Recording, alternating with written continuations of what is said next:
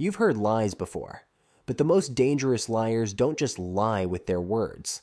They lie with their questions. They don't come at you directly. They tilt the ground beneath you until you start questioning yourself. A liar's greatest weapon isn't always what they say.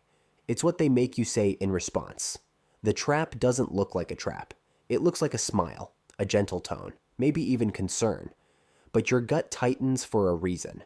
And if you ignore that signal, you end up defending yourself while they quietly rewrite reality.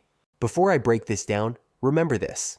If you value clarity over confusion, truth over manipulation, and self-respect over control, subscribe right now. Because here, we dissect liars without mercy. Let's expose 6 questions liars always ask, their favorite weapons of psychological manipulation. Question 1. Why are you being so dramatic? The instant you confront them, they minimize your reaction. Not your accusation, not their behavior, your reaction. This isn't denial, it's inversion. By branding you as dramatic, they turn accountability into your emotional flaw. Psychologists call this gaslighting light. You're no longer discussing their betrayal, you're busy proving you're reasonable. And the moment you start proving, you've already lost. This question reframes you as unstable and them as misunderstood. A liar's first line of defense isn't honesty, it's distortion. Question 2. Do you even trust me? This one is not a question, it's emotional blackmail. It hijacks the conversation by making you feel guilty for doubting instead of focusing on what they did. Trustworthy people don't ask this. They show it through behavior. They prove it through consistency.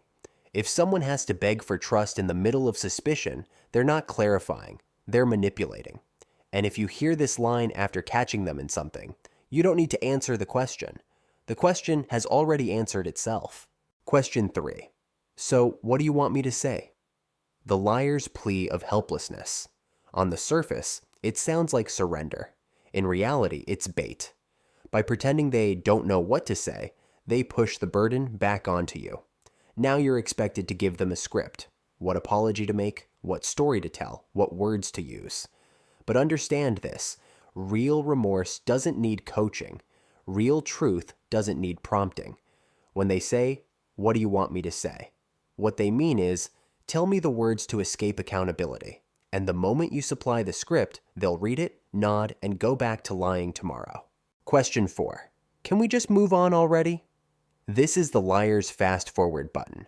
They despise long conversations where their mask might slip. So instead, they beg for closure without consequence.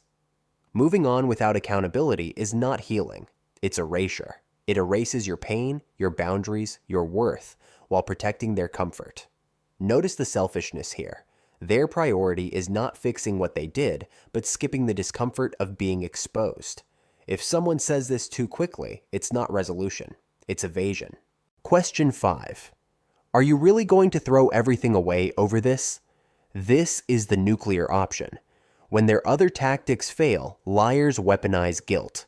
They frame you as the villain for daring to hold them accountable. It's not them breaking trust.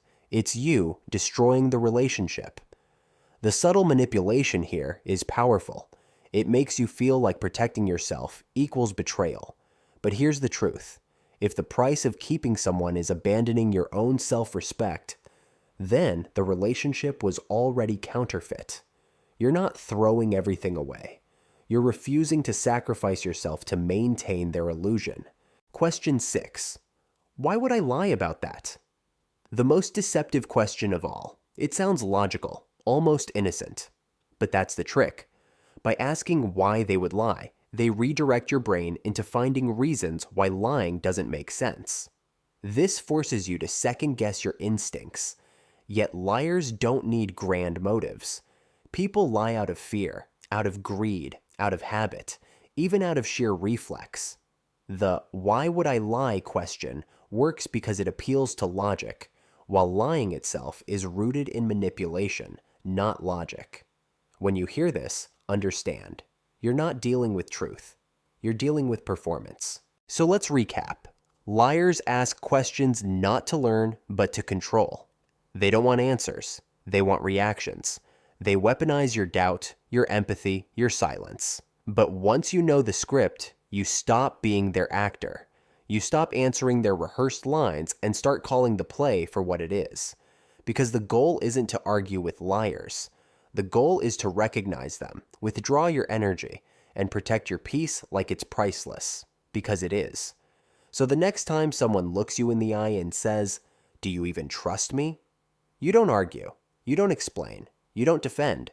You remember, if someone forces you to prove trust instead of earning it, you've already seen the truth.